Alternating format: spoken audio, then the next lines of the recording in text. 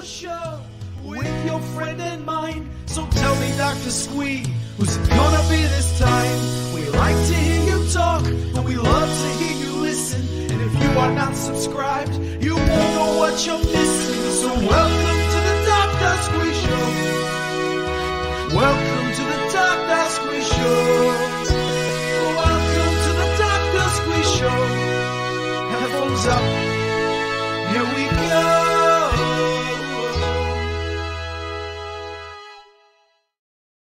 Ho, ho, ho! Hello and welcome to the Dr. Squee Show Christmas special. I'm Dr. Squee and this here is my show.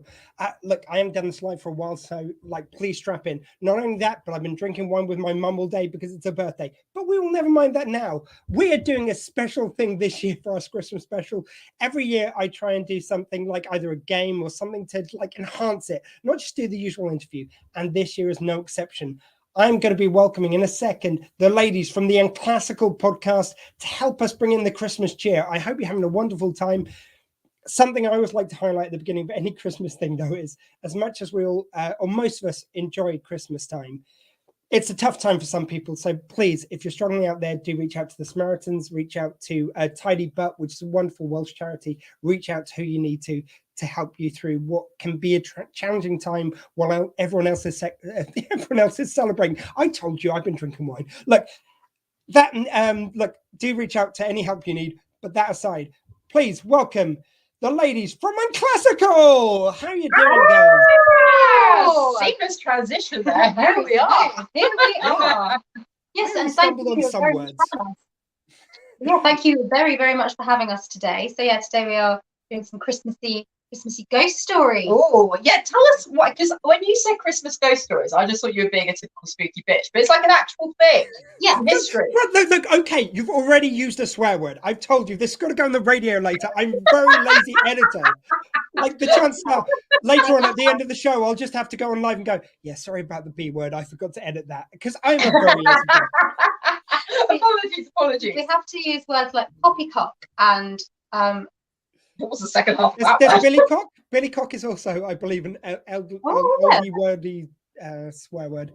So look, I will also say, for anyone who's listened to this on radio, you will notice the musical choices will be shoehorned in. I will not even be subtle. We'll be basically like, because I know it's like when I get talking to anyone, let alone the ladies from Unclassical, like when we get talking, it doesn't stop for breath. Like we are all big talkers. So it'll be just, and another thing, music, and then we'll get back to it. So I apologize in advance that will happen. I was going to say, I don't envy future editing Ian. No. I mean, I may regret this. Yeah, I feel Marsh has her work cut out with editing, just like, with me. So I don't do the editing, so I just chat what I want. Yet, the new year you are coming down. and you have vocalized that exactly correctly. There is Ian, who's in the room at the time, who will tell you not to swear right now, and will probably drop so many swear words throughout this recording. And then editing Ian will go, "Oh, you son of a," and he won't even say the word because he's good. I'm not. No, different people. But, I mean, Marsh had said our last one. I think like every other breath was me coughing. So I forgot to tell you. So we just recorded our first episode of our Christmas season at the moment. And I told you off in the intro because I said the Slade song opens up with "It's Christmas," and you were like, "No, it doesn't." And I was like, "Katie, I'm right. I'm wrong."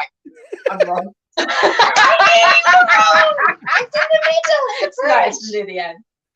You see, we're already in the Christmas spirit of reconciliation and admitting we're wrong. Yeah, literally. So I'm just so arrogant on it. Like, Katie, I won't have it. I'm right. This is future, Marsha. I've double checked. I'm wrong. I knew you were wrong because I know that song. I was like, okay, well, someone's going to look silly next week. And in a similar spirit of Christmas, admitting to things. Look, as I say, I was out for my mum's.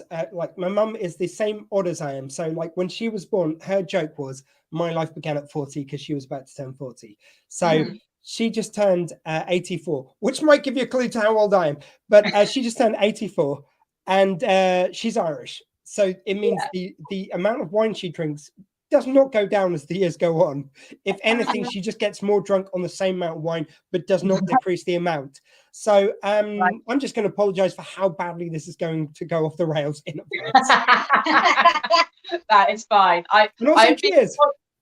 I am being followed by soothing Irish people at the moment because our father was trying to buy a Christmas jumper for our mother and determine what size to get her. So I had to do a lot of research into Irish jumpers. And now all my targeted advertising is, do you want a lovely warm jumper for the winter? I mean, yeah. I do. Come on, you do not want to be cold about this time of year. Come on now. Let me interest you in one of our lovely Irish jumpers. I mean, to be fair, now you'll be thinking of your English jumpers, which are slightly warming, but the Irish jumpers, oh, they're like a hug from your mother. From your wee nanny. It's weird when we go in unison. I know, we're too similar. It's strange. Anyway, ghost stories. What's the Ghost deal? stories. So I wanted to spend a bit of time today talking about origins of like where this like idea that Victorians tell ghost stories at Christmas comes from. Because, you know, Women in Black, it starts out with, you know, it's a ghost story at Christmas time.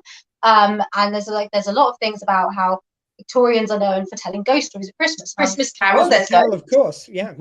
Exactly. It's a very spooky time. I mean, there is a theory around that is that the lines between the spiritual and the physical world are softened at Christmas time just because it's a magical time of year. And All Hallows.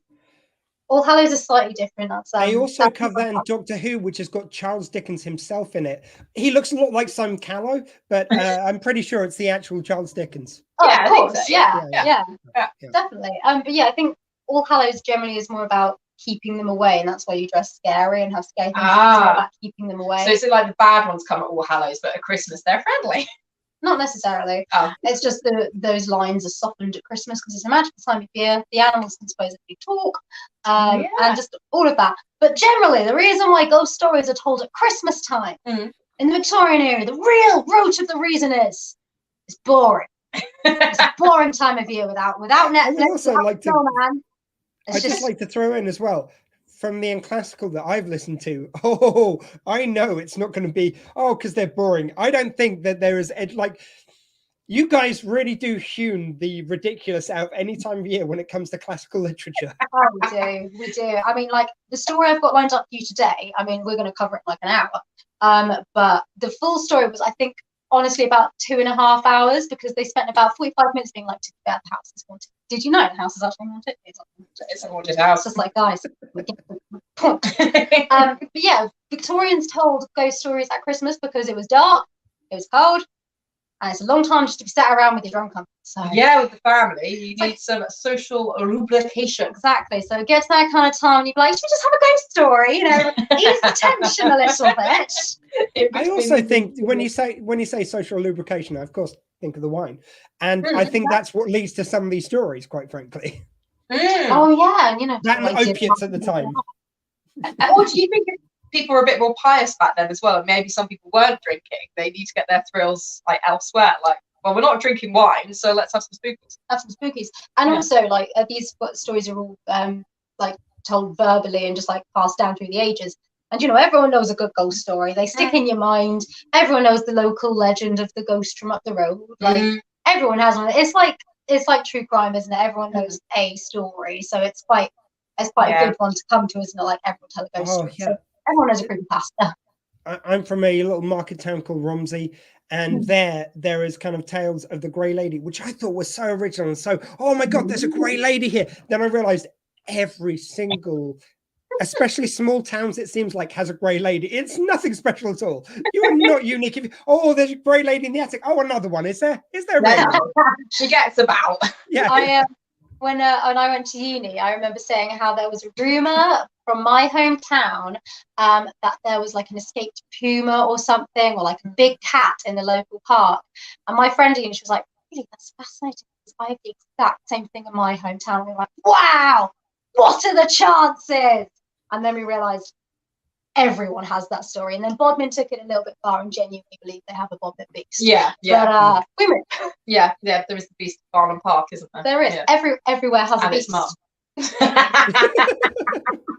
Our mum used to walk our old dog over at Farnham Park, and at one time it was really foggy, and she kind of loomed out of the fog, and a jogger came past her and screamed and ran off in the opposite your mum is drunken Irish, our mum Yes. is Hagrid. Yeah, she is Hagrid. She is just that scene from the first Harry Potter where Hagrid's dragging the Christmas tree through the snow and everything, and he's big and strong, and he's just like looks like a big dark blob moving through the snow. Nice. I mean, our mum's a lovely woman, but she's a hench lady, and she will go chop a tree down from the wood and drag it home. She did it. She threw it over a river. And by the way, the first of our Christmas totes to Harry Potter's own Robbie Coltrane. Yeah. Bobby Cole. So Hagrid. You mentioned Hagrid, so you know. Oh, I'd forgotten about that moment. I was thanks. I felt happy. Oh, I'm sorry, you brought up Hagrid. Oh, sorry, I'm not going to toast to Robbie Coltrane. I'm sorry, but I remember him I remember him back in the comedy show days. so Hagrid's sad. immortal. Hagrid is immortal. He's a giant. He can't die. Yeah.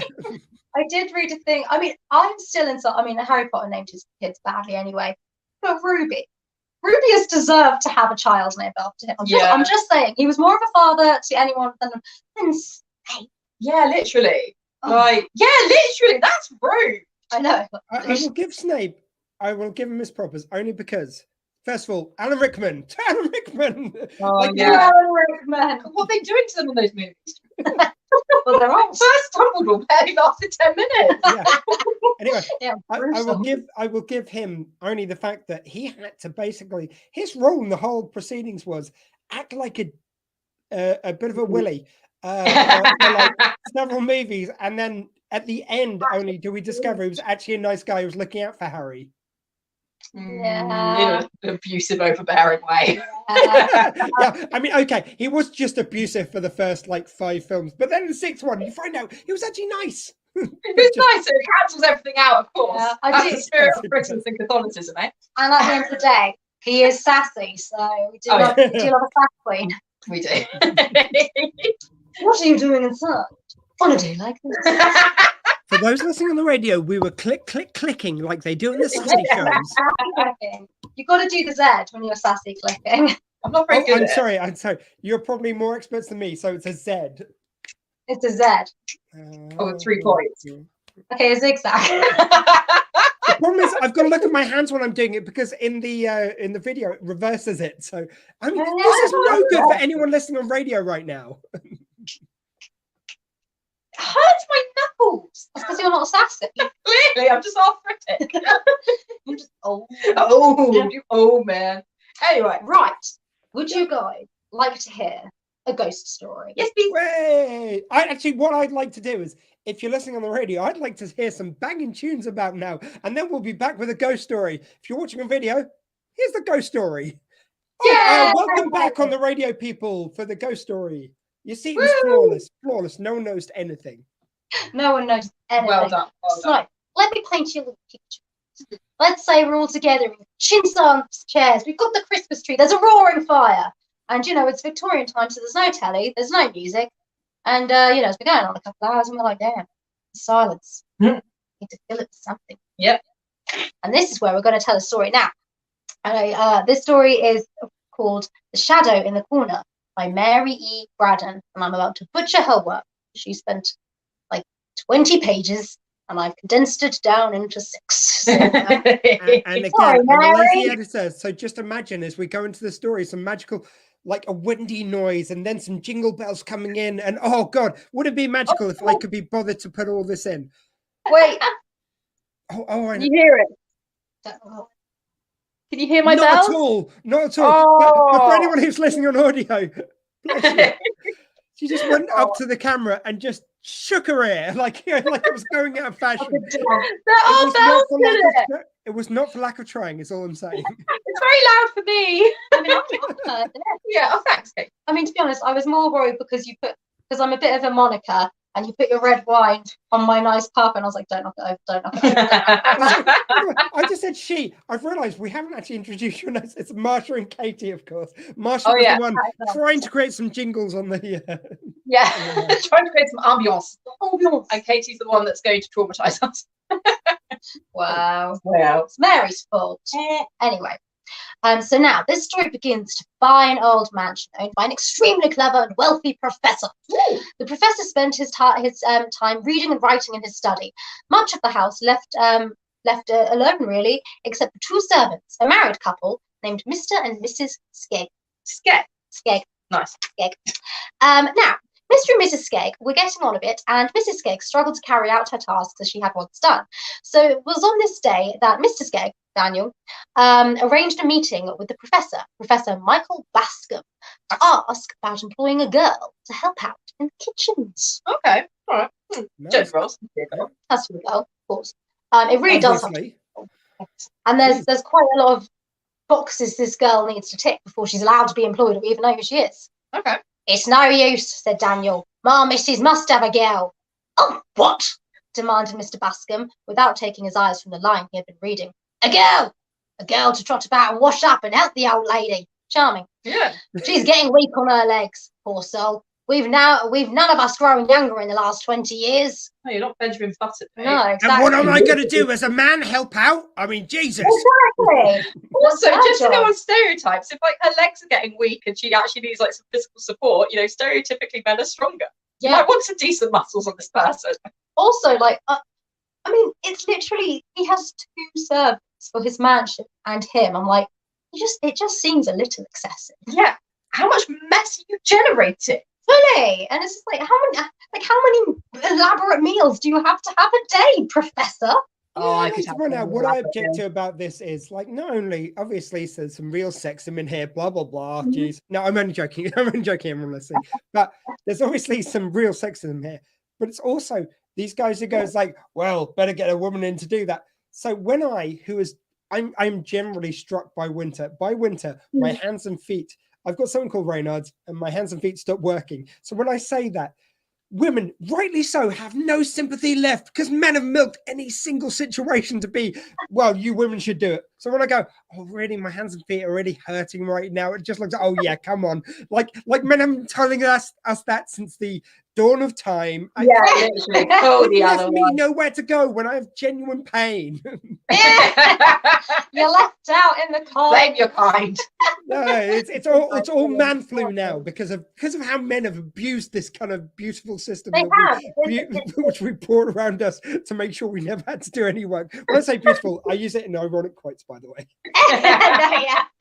I think it's the thing, like we were talking about. So our dad nearly killed us all a few years ago because Oh, he gave us yeah. all the worst flu of our lives. Like So Katie ended up selfish. in hospital. I've never Yeah. been so ill before, ever. I genuinely remember lying down and being like, okay, death, I accept you. I By accept. the way, Come. was this one? Sorry, 1 year or 2 years ago? Did you say? Oh no, it was quite a few years Yeah, I ago. was still at uni. Yeah, So like, 3 years ago, the only thing I'm thinking is like, oh, I wonder what bad flu was going around at that time. I wonder. no. I wonder. It was the year. No, it was 2 years before. So I was in second year. So it was before COVID. It was very pre-COVID, Yeah. and both had COVID. It was worse than COVID. Oh my god. I was Well, saying, for us 'cause anyway. if you had a real bad flu around then, I think I might have the answer for you. Yeah, no. Yeah. But literally, so we were all like wiped out. Mum was wiped out as well, but still like looking after like everyone, walking the dog and Yeah, everything. I don't know how she did. did. Mothering. Fully. Yes, half-reading. Wrong woman. Giant. I could not even get in the shower. I was so sick, and Mum was walking the dog, and I was like, I don't know how you did it, Mother. That was impressive. No. But- Strong woman. What was your point with us being ill?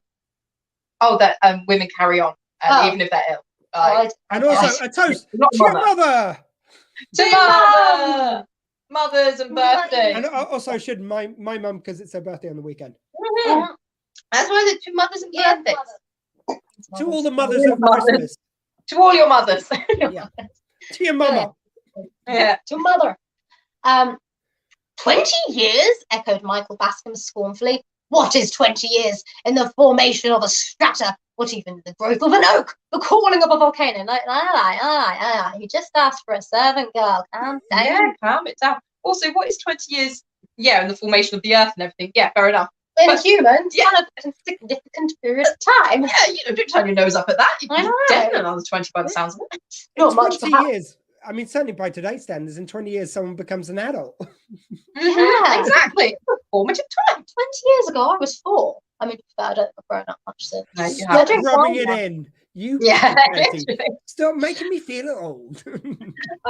We had a leaving thing for someone yesterday, and they were saying, I've worked here since 1998, and I was like, oh, that's the year I was born. That's disgusting. I love making everyone in my work feel old. That's That's disgusting. all I have.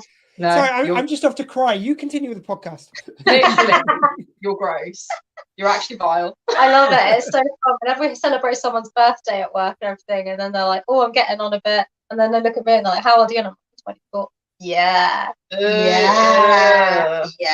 I work in education, so everyone's. I mean, I wouldn't mind, but did you have to be exactly 20 years younger than me? I mean, that just seems rude to put a nail in, just really put a point on it. It's really rude. It is so rude. I mean, I find it very offensive when I have students who are like 17, whatnot, come see me, and I write down their, like, for some forms and stuff, you write down their birthday. And I'm like, so when you born? And they're like 2006. And you're like, shut up.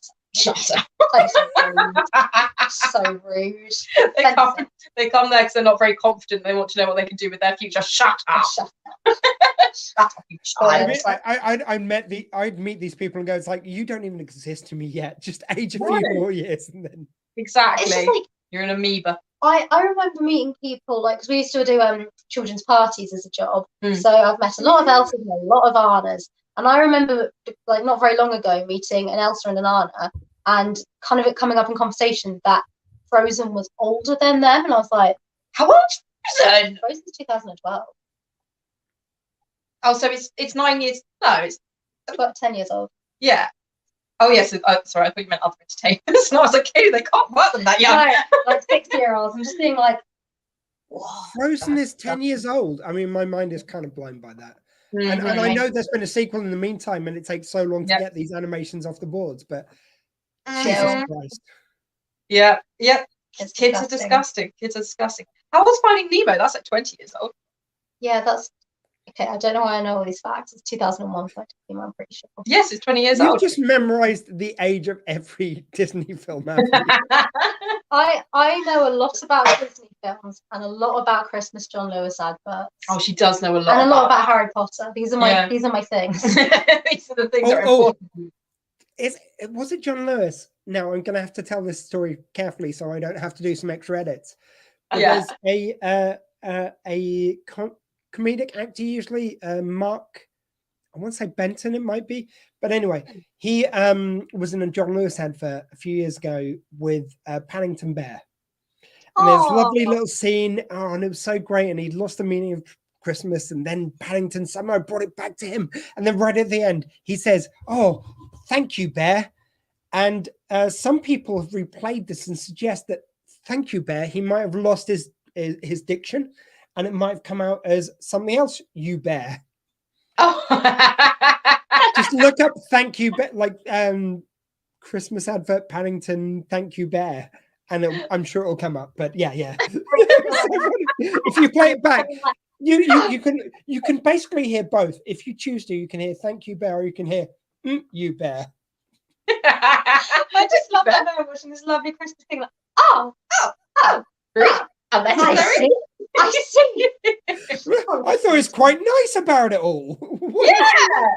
Just Paddington, like, you know what? I was having a nice time up until now. You know what? I won't return Christmas for you. About that. Have a lovely Christmas. Happy New Year. See you later. Paddington's like, right, fine. I'm off to work with the Queen. I don't have to put up with this bleep. Yeah. Thank you, Tim. Thank you, Tim.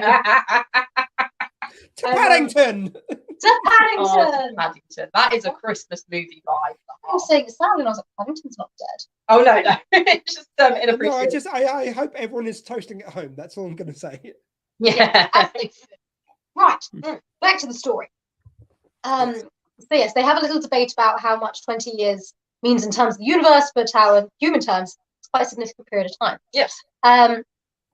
I wish my bones were only as free from rheumatics as they were 20 years ago, pursued Daniel testily, and then perhaps I should make light of 20 years. Howsoever, the long and the short of it is, my missus must have a girl. She can't go on trotting up and down these everlasting passages and standing in that stone scullery year after year, just as if she was a young woman. She must have a girl to help. Let her have 20 girls, said Mr. Bascom, going back to Well, his he's work. got a big budget, isn't he? I know, He's not in the Once cost again, of living I can't crisis. exaggerate this enough. I will not help one jot. I will hire 20 people so I don't have to lift a finger. literally, he's just like, just leave me with my books. It's all I want. I mean, obviously, given what we do, we like books, we like to read. But coming to a point where you're like, all I want to ever do, ever again, is read a book. You're like, I mean, there are other things. Come on, man. No, I actually fully agree with this man. Get 20 girls, leave me alone. But then he goes, what's the use of talking like that, sir? 20 girls indeed. We shall have rare work to get one. Because the neighbourhood is sparsely populated, interrogated Mr. Bascom, still reading. No, sir. Because the house is known to be haunted. Ooh. So then they go on 400 pages about how it has to be a foreign girl in that respect, so she cannot know the area. And it's like, yeah, heaven forbid you employ someone who knows what they're getting into. Just lie to them. That's a great idea. Fantastic. Just exploit people. Well, yeah. Yeah, that's fun. I also love how much they spent so many pages just on let's emphasize the patriarchy just a little bit more. Like we need to dedicate several pages why the man cannot lift a finger, why they have to hire an army of women before that happens. Exactly. I mean, to be fair, the stuff that's about to go down, I think this story should really be named Terrible Things Happen When You Don't Listen to Women. But every book we read. Every book. But honestly, just see the ludicrousness. Anyway, a few days later, Dr. Squid, that's you. Mr. Squid, are you alright, mate? Oh, I've had too much fun. It's because his name's Skeg. It's too similar. Oh, I'm Skeg. sorry. It's fine, just rename him Dr. Squee. Dr. Squee, the evil housemaster. He gets so much worse though. He's not a nice one, this one. Daniel Skeg comes back into the professor, crying out, "I've got a girl!" Oh, said Mr. Bascom. Just one under his arm. I got one. Shut up. I mean, it is the kind of announcement I give when I'm seeing someone. I've got a girl. I've got a girl. I mean, it is exciting. Yeah. But yeah. So Mr. Michael Bascom says, "Have you?" And he went back to his book, uninterested. Oh. This time he was reading an essay on phosphorus and its functions in relation to the human brain. Brilliant. Oh. Yes, pursued Daniel in his usual grumbling tone. She was a waif and a stray, and I shouldn't have got her. If she'd been a native, she'd never have come to us. Oh, this is very exploitative, kidnapping and grooming and trafficking. Yeah, I mean, it gets worse, but I do hope she's respectable at least, says Michael. You don't want her respectable, otherwise she's not going to want to work for you. There's no other options. Or let's face it, do some stuff on the side, which all these Victorian men were doing. And also, I would like to add, what I'm hearing from this is like, we want these foreign girls coming over here, but then we don't want too many foreigners over here. Like, I'm just saying, it seems like the seeds of Brexit were sown very early. Yes, absolutely. We only want them if they're benefiting me directly. That's literally the only way. Yeah. Respectable? That's the only fault she has, poor thing. She's too good for the place. She's never been in service before, but she says she's willing to work, and I dare say my old woman will be able to break her in. Nice. Not a horse, and meaner not breaking in horses. Meaner still. Her father was a small tradesman in Yarmouth. He died a month ago, and left this poor thing homeless. Oh, try not to swear. Very hard to be a woman in Victorian times, isn't it? You're grieving, you're homeless, you're destitute. Someone's like, "Can you come and live in this dodgy situation with me because you've got nothing going on?" Like, I guess. Yeah. Well, she goes to live with her aunt, and then there's like an advert's posted looking for help, and the aunt's like, "Oh yeah, you go do that." And she's like, "Well, I guess it's better than being homeless, so off I go." Brilliant, great.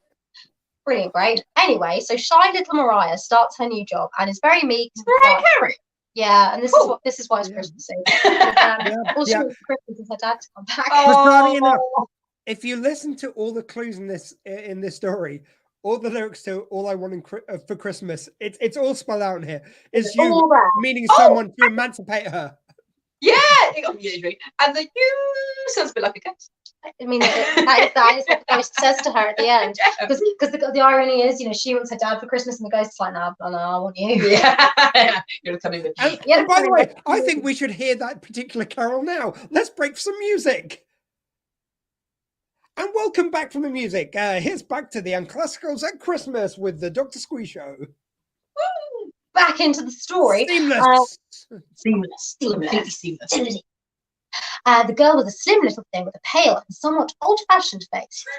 Old-fashioned face. Your face is well fashioned. What is? Oh, where did you pick that one from? Like it's a choice. Yeah, literally, like, well fashioned. You're not even fashioned. It's just, what does that look like? What does that look like? An old-fashioned face. I mean, I suppose in this day and age, she doesn't have any piercings, or her brows are not on fleek. Yeah. Bizarrely, the only thing I can think of for an old-fashioned face is Noddy Holder. I don't know why that springs to my mind, but he looks like he should have been born in Dickensian times. Yeah, definitely. To be fair, there are some actors, and you see them in period dramas, and you're like, no. Yeah. Some of them you see, and you're like, absolutely fine. But like Mark Wahlberg, he has not got an old-fashioned face. Sheridan Smith, fantastic actress, but I'm like, I do not buy that you are a Victorian woman. I just don't. I'm not buying. I don't see it. No. Also, the tall one from The Inbetweeners. What's his name? Oh, Neil from The Inbetweeners. Neil, yeah. I don't know his real name. No, I don't know. Edwards, Sammy Edwards. Yeah, I think so. It's I Sammy don't Edwards. know. But yeah, he's been in a couple of period dramas. Every time I'm like, I don't see it. No, great actor. Because let's face it, the two men from Bridget Jones. So you've got Hugh Grant, definitely. Yeah. Victorian face right there. And oh god, what's the other guy called? He's got an old. Totally. He does. Matt Smith can do it fine. Yeah. David Tennant, not so much, I think. No, yeah, I agree. Yeah, they can do it. They can. Yeah, some of them you just can't. You've got modern influence in your face. They really do. Some of them really do. But yeah, so I guess she'd look good in a period drama. So I guess there's that. There you go. Add to the CV. Add to the CV. That's my acting CV. I look in the period drama. To be fair, you did put on a bonnet and you were like, please, I look right. I really do look like a Victorian woman. In the right outfit, I am a Victorian. It is a real shame that bonnets aren't in fashion. Genuinely, if anyone's listening to this on audio, you do both have faces which could work in any time period. I mean, you'd have to slightly less coiffure your eyebrows. That's the only note I've got. Apart from just that, rub them off a bit. To be fair, I haven't sorted my eyebrows out in over 2 weeks. When I'm in the mirror, I'm like, damn, you guys need some work. That's for the period dramas, though. There you go. There we go. More authentic. So anyway, Mariah has slipped into to Michael Bascom's study while he is studying to do some sweeping. I hope you don't object to my dusting your books, sir, she said, dropping a curtsy. If you know what I mean. If you know what I mean. Did you just drop a curtsy? Excuse you. Honestly, it gets weirder. She spoke with a quaint precision, which struck Michael Bascom as a pretty thing in its way. No, I do not object to cleanliness. So long as my books and papers are not disturbed, if you take a volume off my desk, replace it on the spot you took it from. That's all I ask. It's like nice to meet you too, sir. It's like a scary version of that Love Actually scene where she's cleaning and it's terrifying. She takes the weight off all his papers and they go in the lake. I mean, I get you don't want your stuff moving, but can you imagine if a cleaner came into your office and was like, "Oh, sorry, do you mind if I just tidy up?" And you're like, "Do not touch my things." Of course, do for free. They're well, no. Weird. Have you guys seen the new Christmas movie, Your Christmas or Mine? Yeah. I really actually did quite enjoy it, and the guy from Sex Education is great. The woman, it's all wonderful. I can't see him in a romantic role though. I'm like, you're a child. Stop talking about rude things. For me, it's the fact that they've got this. It's usually the setup they'd have in an English gentleman's house if it's an American film. It's just okay, I'm not saying that English gentry is not like that, but it's it's so unrelatable. It's oh, come on now. so far removed. It's so rude. It was rude. Yeah, literally. Yeah. Very well. I very much recommend it though. If anyone hasn't watched it, it's a fun watch watch, it. but it's just such ridiculous. Oh, I'm an upper class guy who will not let you into one room for reasons which will get explained later in the film. Why is he literally the Beast from Beauty and the Beast? Oh my God. Yeah. Always like, you must stay out of the West Wing. What's in the West Wing? It's forbidden. It is that exactly. It's like, for Christ's sake, that story's been told. Like, again, it's an enjoyable film. It really is. But like, I was trying to explain to my boyfriend why I found the beginning so stressful. I was like, so again, for people listening on radio, I'm holding my two fingers up to signify the two main characters, and I was like, and they're on the train station, and basically they both end up on like different trains and going. They try to meet up, and there's a whole big confusion. But I didn't feel like I could explain it with words, so I had to. And she got on her train, and that's my finger going over there, and he got on his train. Yeah, and then they went in different ways, and then they did this, and just like. I like how you have to use your fingers to explain it. I mean, I could have just explained that in like a sentence, like, right, they were right. You need your fingers, especially right, the coaching scene. I'm just going to try it without fingers. Right. They were meant to spend Christmas in their own homes with their own families, and they each decided at the last minute to jump off their trains, go on each other's trains to join the other one. But because they both done it, they each ended up with each other's Christmas, and they end up getting snowed in. But the fingers were good too. It's more fun with the finger motion.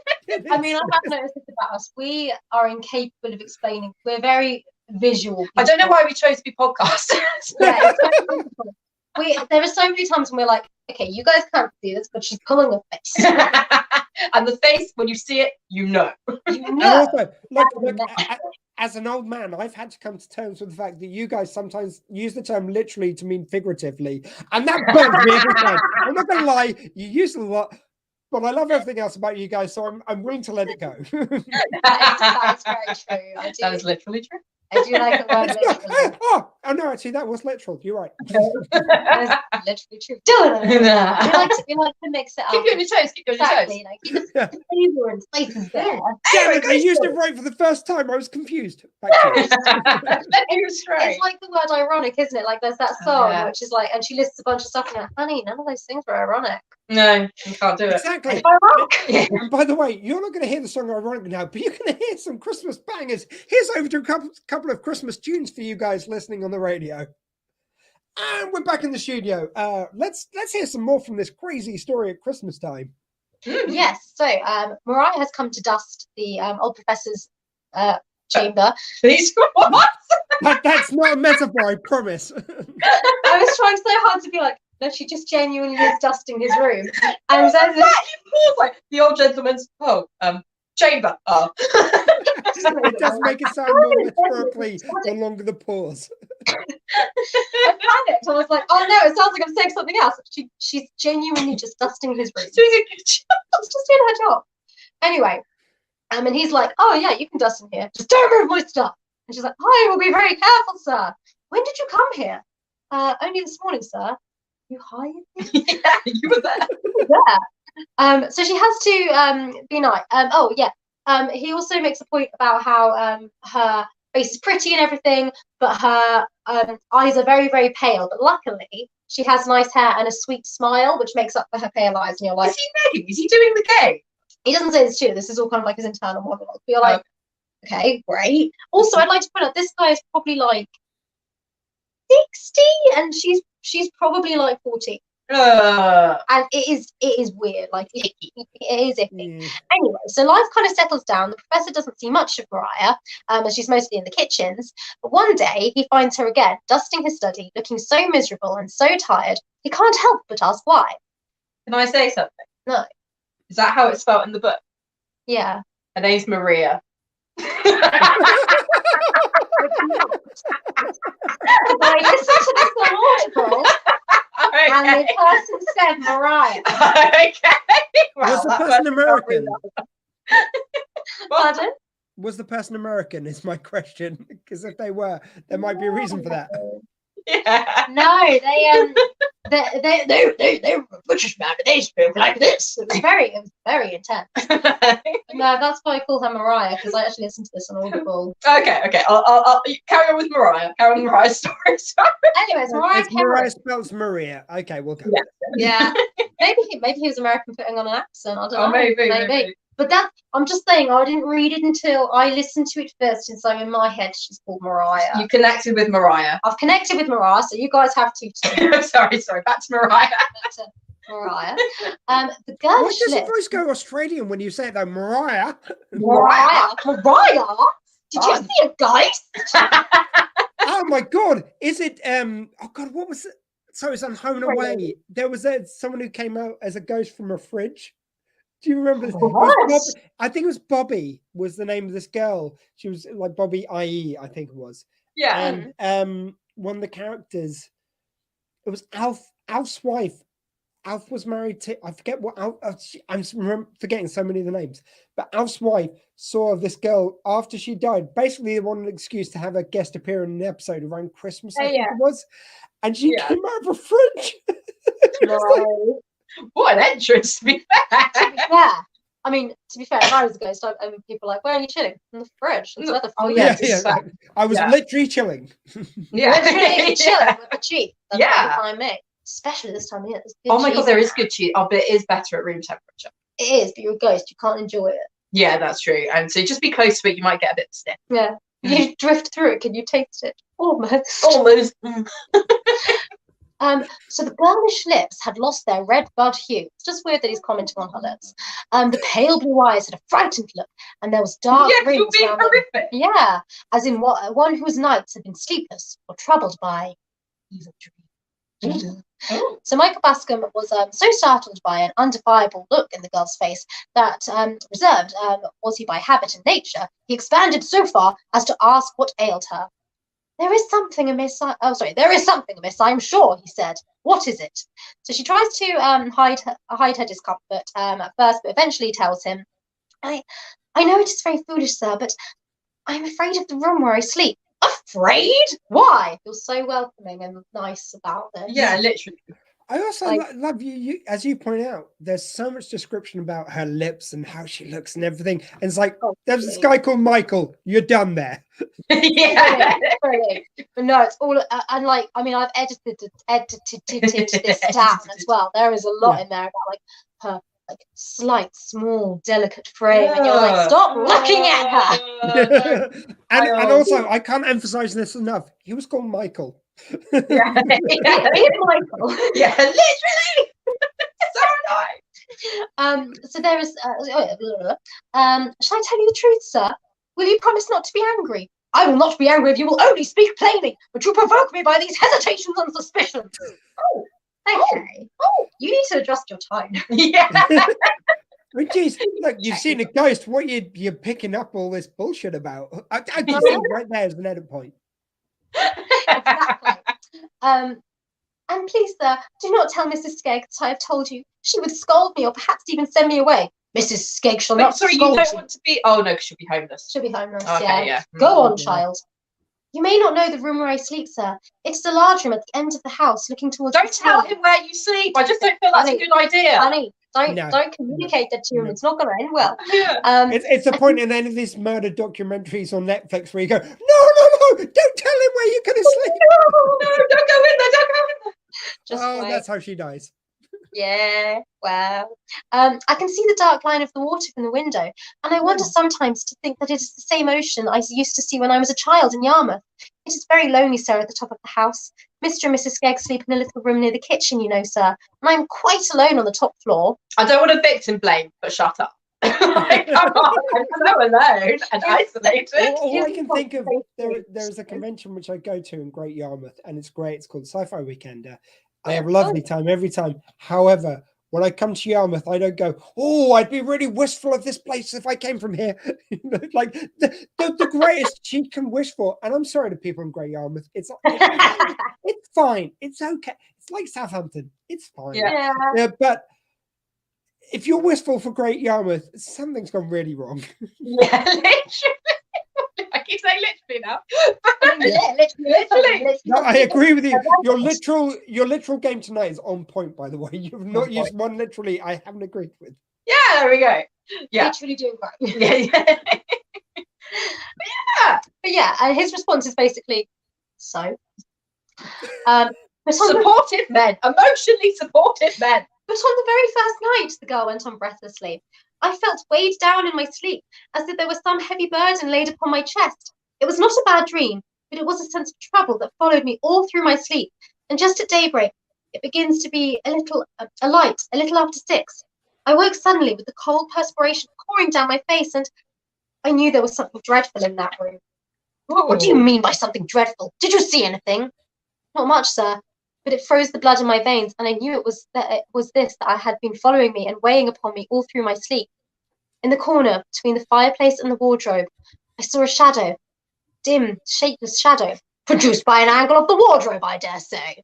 By the way, Sounding like this at this goat. point, I don't mind if this goes long for all my questions. I'm sorry, I'm asking you so much, but I've got to ask, at this point, are you more scared of the ghost or the creepy man?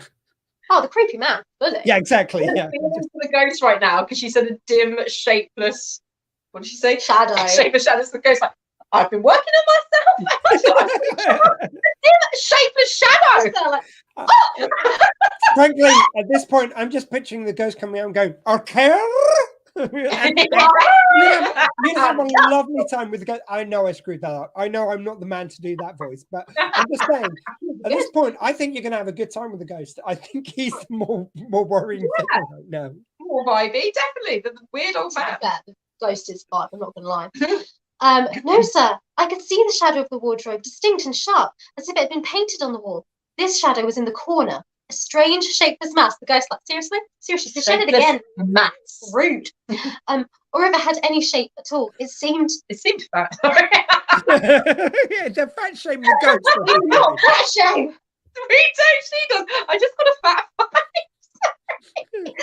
Not fat, babe. What? Asked Michael eagerly. The shape of a dead body hanging against the wall. Oh, that's true. Ghost, like, it's not my fault, all it's weird. I was hanging. Hanging there. Yeah, literally. Rude. So, anyway. Oh, no, that's haunting. I know, this was the point. I was like, this is a story I'm going to I tell. mean, it literally, by the way, if you want to use literally right now, it is haunting. It literally is haunting. Oh, it literally is haunting. haunting, yeah. I listened to about 12 hours of like various different ghost stories. And the second that line happened, I was like, that was the only one that made me go, ooh. This is a good one. Anyway. I like this tradition. It's a good one. Anyway, as I'm sure you can imagine, he doesn't believe her and says, well, your dad died recently, so you're probably just disturbed from that. So anyway, and it's like, again, putting women's experiences down to hysteria. Yes. Plus, you're a woman, so naturally hysterical. Hysterical. On your way, go deal. Go clean something. Exactly. So he sends her off. But it's also like he lives in a huge house. Just move on to a different room. Yeah, that's so mean. So mean. Yeah, it's not like you don't have space. Literally. Anyway, so the professor ponders the situation a little later. It's childish, foolish nonsense, he said to himself. Yet it is strange she should have the fancy about the shadow, for they say Anthony Bascom destroyed himself in that room. So we did put her to bed in the literal room where someone did kill themselves. Yes. Cool.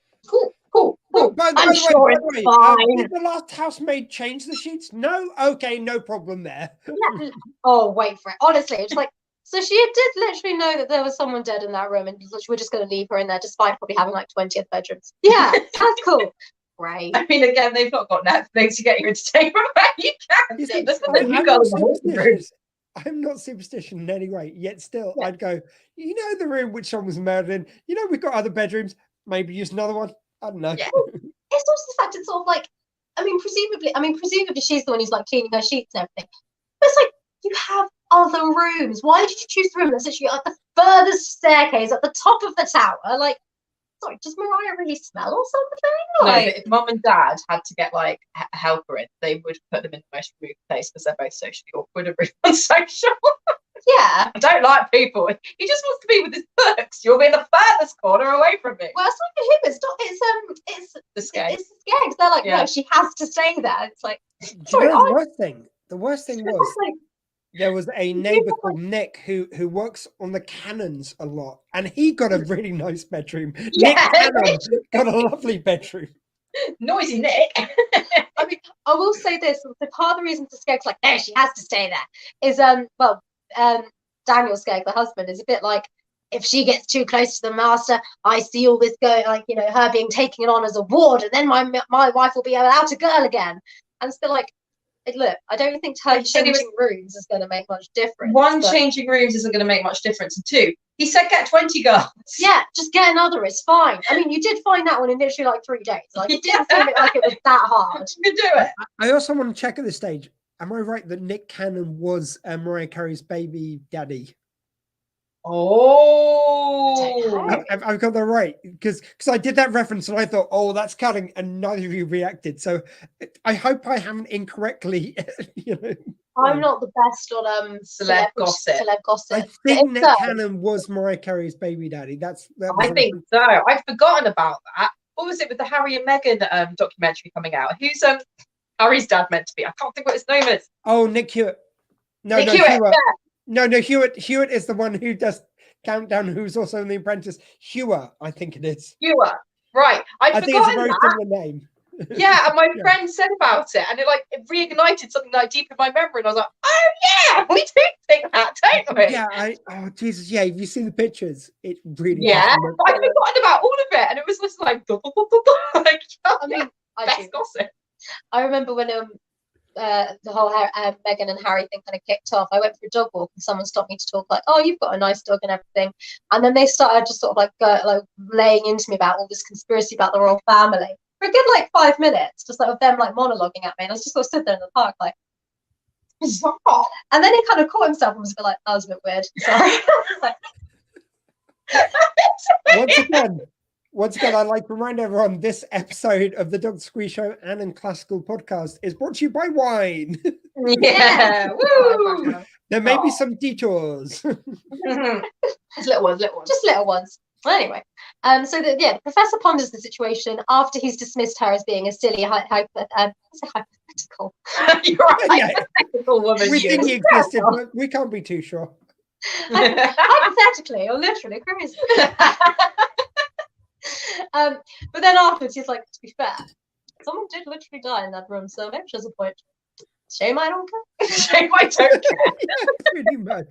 So Anthony Bascom is the professor's great uncle who killed himself in that room after his life went down the downhill. It's always an uncle. It was the uncle in Jane Eyre as well. I know, they're suspicious. Just guys. like, do Victorian houses just have a room where an uncle? It's a Victorian tradition, right? So you have to have a room where the uncle died, and you also have to have a particular female family member who has to die because she was exposed to the rain for 5 seconds. Oh, of course, yes. And it always has to be really dramatic, and you know, I mean, it was a drizzle for 5 minutes, but she has to die. Those are the rules. Those are the rules. Those are the rules. What she gets brought in, and then it's like pneumonia. Yeah, exactly. So like, she was in the wet. Oh no, she has consumption. Oh, and she'll probably take a good like 2 to 4 weeks of lying in bed before she finally commits, because you know, drama. Yeah, but yeah, she has. Yeah, I mean, I don't want to do down what consumption did to people at that time, but it's like it seems like a very good get out jail free card for Victorian literature.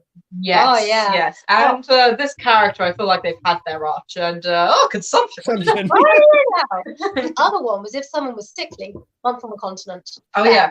To be fair, I feel like I could do a month on the I continent. can do the month. I'm wondering how many women will have died of COVID when we write the literature of today in hindsight. Yeah, that's true. And COVID. And the end. So Anthony Bascom killed himself. We don't know how he killed himself at this point, because basically the story's been like passed down through the generations, but at that point it was always like, no, we can't possibly divulge that. So he doesn't remember. You would be so annoyed as like third generation of like, they just stopped talking about why that happened. Like, that's the good bit. I know. But what we do know is that his housekeeper prepared him breakfast and waited for him and waited and waited. But he never came down from that room. So they had to break into the room and found him inside dead. But yeah, we never found out how. Anyway, the professor says he will spend. Okay, given what we're talking about, Professor agrees that Mariah is going to go sleep in another room for one night. He is going to sleep in her room without her there. Let's put that out there. I know what you guys are. Yeah, you're right. You're right. To basically be like, at the end of the day, he can either be like, "There's no ghost," or be like, "Oh, well, you know, there is a ghost." But his goes in with the idea of being like, "I will dispel this fear." So the amount of effort he goes to have another room made up for her for that night, just to stay there. But no, it's I will abolish this idea that there is a ghost. and we shall have this big hoo-ha of swapping rooms and everything for one night, and then a big hoo-ha about swapping back most likely in the morning. It's like, I wish you could just stay in the new. The effort people will go to prove they're right. I mean, at the end of the day, also, like, even if the next morning he is like, to be fair, you don't like it, and they're staying in this new room. Okay, but you know, like, yeah, there's no guys. You're there now. Yeah, you're going to Leave happy her. there. Leave my things back.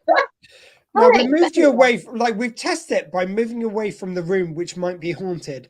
Now we're going to just reverse it back where you know, after you've had a really nice night's sleep, I don't see a problem with moving you back to the room where you had a problem. Exactly. I mean, he literally even said that he goes up the stairs and it's like up this little scary corridor at the end of the corridor, this like narrow little staircase. The corridor. Exactly. It's a long way away. And he's like, to be fair, it's creepy and lonely up here. And then he gets into bed, and it is a large room with a ceiling that sloped on one side, but was fairly lofty up on the other. An old-fashioned room of old-fashioned furniture. It'll go well with her old-fashioned furniture. Oh, well looked at it. They're like, look, you have to stay there. It's part of the aesthetic. Yeah, exactly. And he drank a couple of old fashions that night. Exactly.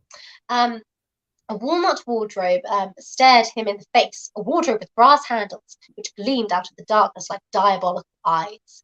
There was a tall four-poster bed, which had been cut down on one side to accommodate the sloping of the ceiling, and which had given it a misshapen, deformed aspect in consequence. There was an old mahogany bureau that smelt of secrets. What? What does secrets smell of? Is that a Yankee Candle smell? Do you know what? I'm just picturing pine. I don't know why. It's piney. I feel like it's got like A mustiness. yeah, I was going to say it's got a suspicious must to it. Maybe I feel. paper. So we've established it. It's pine and must. That's what. Pine and Must. The new scent. Get it this Christmas. Secrets. There was some heavy old chairs with. No, sorry. Do you know what it is? It's a different woman's perfume. Oh, Oh. There's a secret. that's a secret. What's that smell? A secret. Can you imagine your father saying that? Secret. Shut up. Hey, you know what the real secret smell is of him never satisfying a woman. I'm sorry, that's what. There you go. We can drink to that. Hey, cheers. Cheers. Crap. To dissatisfied. You could do better. It is a dismal room, mused Michael. Right. And so to bed. He dropped off to sleep quickly, but woke with a start 10 minutes afterwards with this with what was this consciousness of a burden of care that had awakened him, this sense of all-pervading trouble that weighed upon his spirits and oppressed his heart, this icy horror of some terrible crisis in life through which he must inevitably pass. To him, these feelings were as novel as they were painful. His life had flowed on with smooth and sluggish tide, unbroken by so much as a ripple of sorrow. Yet tonight he felt all the pangs of unavailing remorse, the agonizing memory of a life wasted, the stings of humiliation and disgrace, shame, ruin, a hideous death, which he had doomed himself to die by his own hand. These were the horrors that pressed him round and weighed him down as he lay in Aunt Basker's room. So it's the nighttime anxiety. It's the 3 a.m. anxiety. Actually, I mean, I don't even think it's that. I think it's the same thing as A Christmas Carol. It's like, this guy has lived a whole lifetime of being a real miserable person. And then one night he has a slightly bad night and he's okay after that. You know, anything he's done, forgiven. I've lived my life, but not in the present. Yeah. So he has a whole change of heart. So anyway, he tries to get a hold of himself, lying tossing and turning all night until dawn, when the first streak of light crept in at the window, dim, cold, and grey. Then came twilight, and he looked at the corner between the wardrobe and the door. Yes, there was the shadow. Not the shadow of the wardrobe only. That was clear enough, but a vague and shapeless again. Something which darkened the dull brown wall, so faint, so shadow, that he could form no conjecture as to its nature or the thing it represented. Determined to watch this shadow to broad daylight, but the weariness of the night had exhausted him, and before the first dimness of dawn had passed away, he fell asleep. Sorry, the dedication. Like, I'll keep a. Don't worry, Mariah, I'll protect. I'll show you there's nothing going on. Literally. So he wakes up 3 hours. He could not do Squee Fest. Yeah, He cannot. he could not. He is not up to the challenge.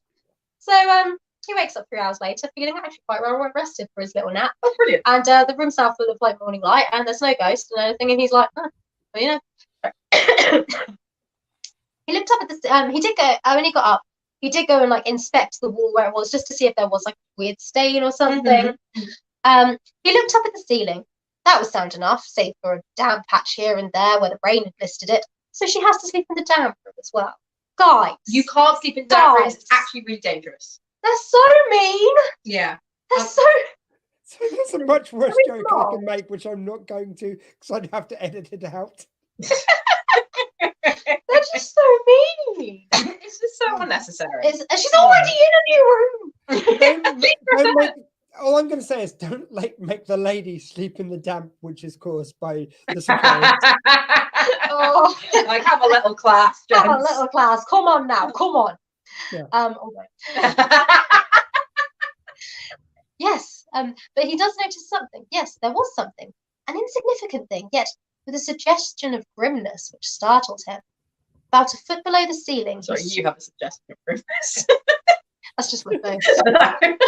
About a foot below the ceiling, he saw a large iron hook projecting from the wall, just above the spot where he had seen the shadow of a vaguely defined form.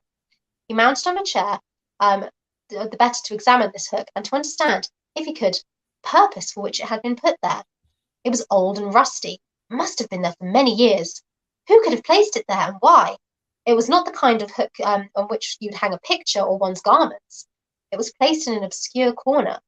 Had Anthony Bascom put it there on the night he died, or did he find it there, ready for fateful use? What?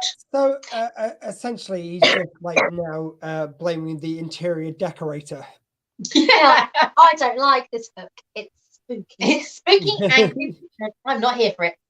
But the general thought is that maybe Anthony Bascom put it in there to hang himself.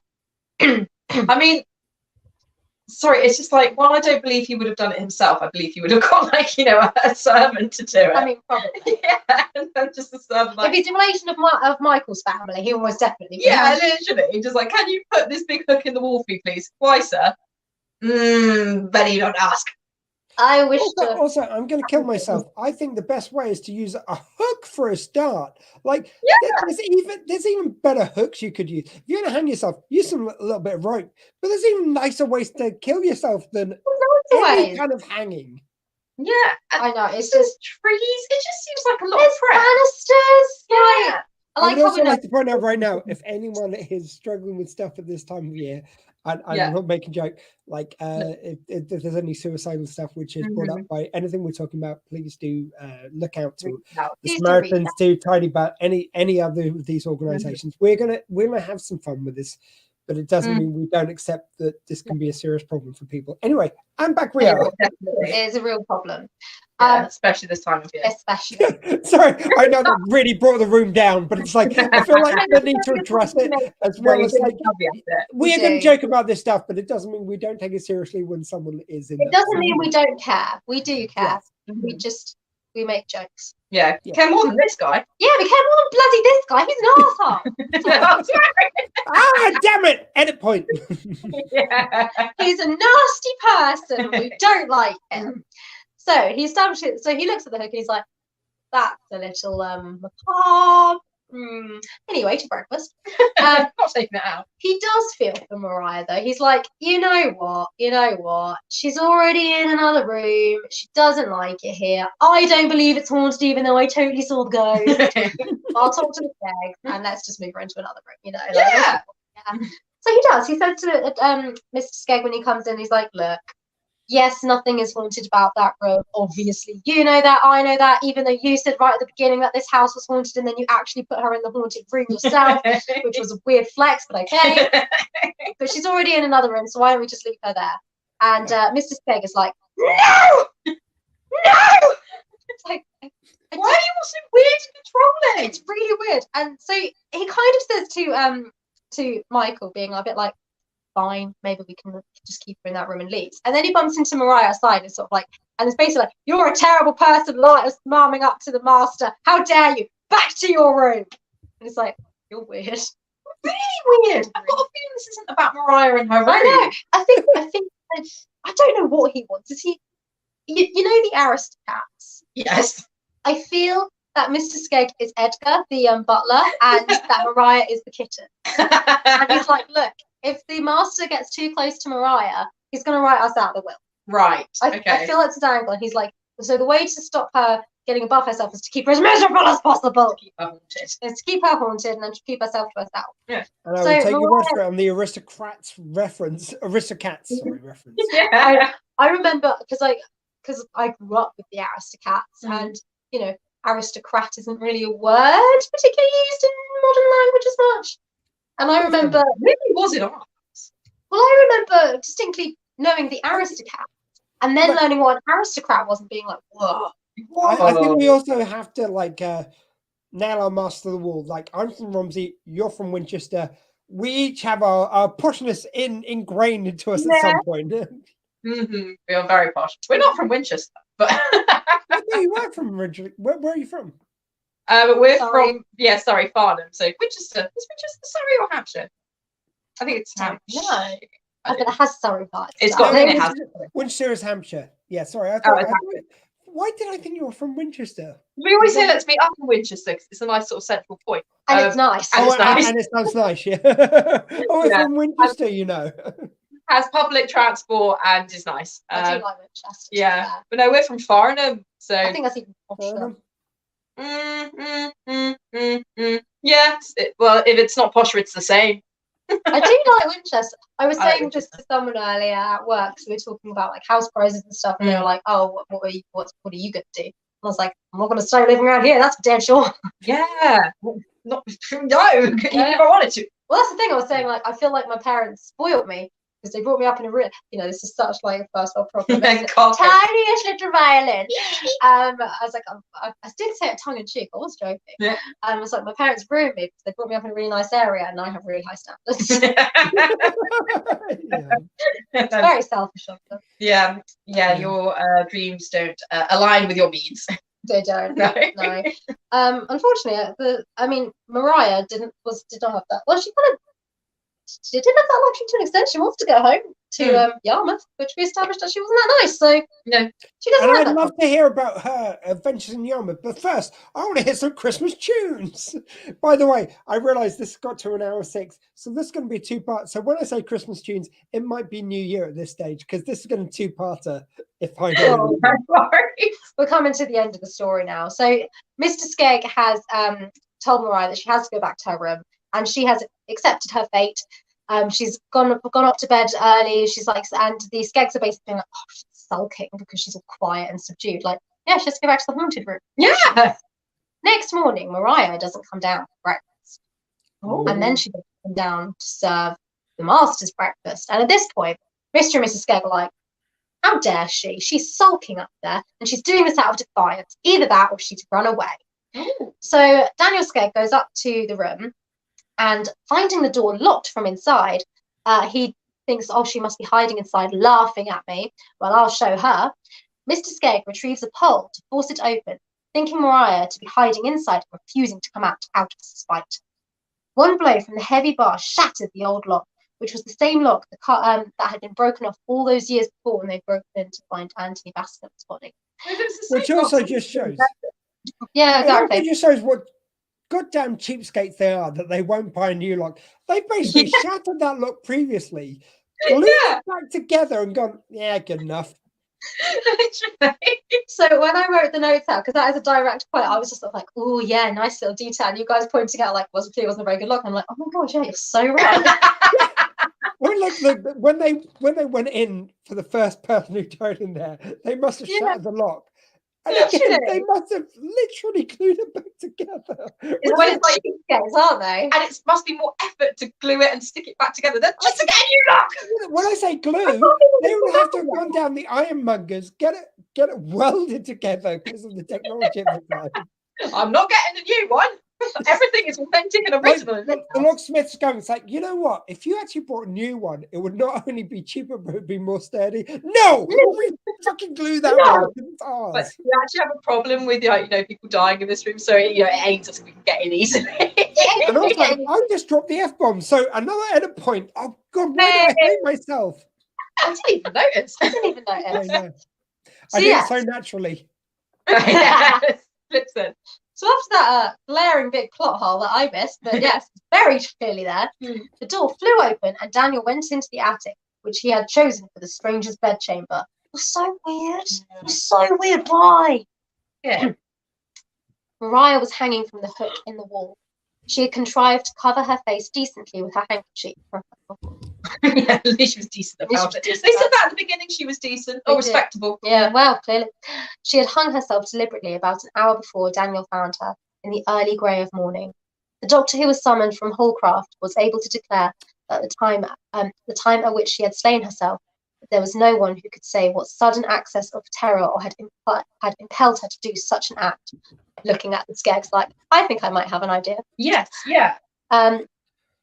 This desperate act, or under what slow torture of nervous apprehension her mind had given way. Coroner's jury returned the customary merciful verdict of temporary insanity. The girl's melancholy fate darkened the rest of Michael Baskin's life because, we have to go back to the man now. Yeah. He fled from Wildhearth Grange as from an accused spot, and from the Skeggs as from the murderers of a harmless, innocent girl. I mean, at least he thinks they're guilty. But he also didn't. Wait, did he know that she'd been sent back to them? No. But also, it's like, do you not aware of what's going on in your room? I mean, I get it's a big house, but Yeah, take a vested interest. literally. Or just like go in and like, also you know that they're not very nice people, just go and be like, are you actually okay? Yeah, yeah. Like, go and find yourself and be like, yeah, I do agree that room was a bit creepy. Are you all right? Yeah, yeah. Make sure you sleep in a nice room tonight. Yeah, you've earned it. Yeah. But don't worry, guys, because he ended his days at Oxford, where he found the society of congenial minds and the books he loved. But the memory of Mariah's sad face and sad death was his abiding sorrow. Out of that deep shadow, his soul was never lifted. Because we do have to end. Yes, the lady died, sadly and horribly, but a man was upset by it. So that's the real tragedy of the story. Also, okay? like, what more could he have done than nothing? Which he Exactly. I mean, what could he have done? He literally did the bare minimum. Yeah, no, All he not did even was that. like- He literally did nothing. What more could he have done than nothing? Literally nothing. Yeah. All he did was sort of like, your room's haunted. Don't believe you. Gonna sleep in it though. Nah, go back. It's fine. Don't go back. Nah, fine. I don't believe you. Even though he actually had the paranormal experience, I was like, that's no, it's haunted. I won't admit that though. Oh. Also, I feel like we've made some good meat of this story, but like it seems a real poor story. It's like, right, so basically she goes in the room, she feels like she's being haunted, they swap rooms, he goes in there for a knife, basically gets home and goes, yeah, but nothing. She goes back in there and dies. Like that's the story. This is why I feel like this story should be renamed Terrible Things Happen When You Don't Listen to Women. Yeah. Because she's very honest. And don't put a meat hook on your wall. And also, if you're like, look, we're going to struggle to get some help in because the house is haunted and everyone knows that. When you do hire help, maybe don't put them in the haunted room when you have like 20 of them to choose. Why would you choose that one room? Just ridiculously. What are you going to do? Have your 20 guests who turn up at Christmas go in those rooms? You put the maid in there. But, I mean, they are kind of like, look, the other rooms are $2,000 for her. Oh, it's better than the murder room. Jesus, let her have a grand room. Or if you guys care that much, you guys have a grand room and give her your room. Like, Yeah. There are options. She didn't have to go in the murder room. Yeah. It would have affected her clearly. I just don't even feel there's logic here. There's no logic. They're just being mean. That's the thing. The Skeggs were just really mean. I don't like the Skeggs. The Skeggs basically was like, so we want to hire a girl to help. No. We want to hire a girl to kill. May I also throw out there though the whole idea that they care enough that they're going like, it's a murder room. Oh, it might affect her cleaning. It's like they're going, no, she will be in the murder room and she will turn up on time tomorrow. Yeah. These are the standards we set. God, it's quite the job role they want there. You can imagine reading the job description like that. You're all right. Well, I won't apply for that one. No. I suppose if you're going to be home. Well, I mean, if you're going to be dead anyway. Yeah. But yeah, so that is a ghostly story for you guys. Is Is that an at all celebrated story in any part of the world? I don't know. So I found Where this did you story in find a it? Yeah. collection of Victorian ghost stories. That I'm not gonna lie, that was that I have got a quote from another one that was actually my favourite. It's not as spooky, but I just think it's hilarious. So I will read you that quote in a moment. But a lot of these stories I zoned out of because They do go on a bit, Victorian ghost stories. they really do. But I will just read you a little extract. I'll tell you the outline of this one story quickly. Yeah, So Yeah. basically, it's a doctor, Victorian time scene, who rides around on his horse. His horse is called Princess. Ah, nice. And so, obviously, as a Victorian doctor, sometimes you get called out like 3 a.m. and that kind of thing. And he gets called out to go to a particular house. And the general verdict from the villagers is like, oh, well, you can't use the main road to get there. You'll have to go by the coast road because we don't use the main road at night at this time of year. And he's like, why not? And he's like, because of the ghost. And he's like, as if. He's like, so you want me to go by the coast, which is like really stormy right now? Yeah, you'll be safer. I think I'll take the main road. So did he say, as if the early 2000s E4 program, which we all remember, of course. Of course, yeah. No, he's a very progressive modern doctor for his time. Yeah. As if. I'm the only one who will remember as if. Like, I'm the only one referencing. Yeah, I've got no idea what as if is. You know the McFly song, 5 Colours in Her Hair? Sorry, say again? Do you remember the track by McFly, 5 Colours in Her Hair? Yeah. Oh my God, I do remember as if. That was literally written about a character in As If called Suze who had 5 braids of colour in her hair. Yeah, it wasn't on for very long, was it? I think it was like, I think it didn't last three seasons, I think it was. Yeah. It was a really entertaining, it was really fun.